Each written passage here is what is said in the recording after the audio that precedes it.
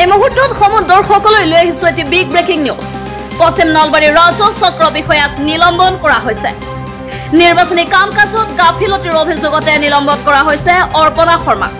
অসম চৰকাৰৰ প্ৰধান সচিব জি.ডি. ত্ৰিপাঠীয়ে দিছে এই নিৰ্দেশ।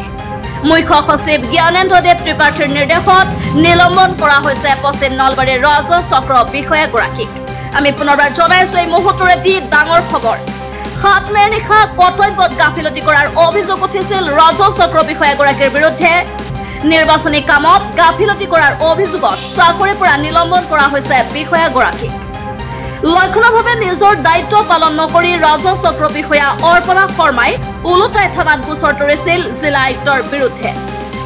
অসম চৰকাৰৰ প্ৰধান সচিব জি.ডি. ত্ৰিপাঠীয়ে দিছে এই নিৰ্দেশ।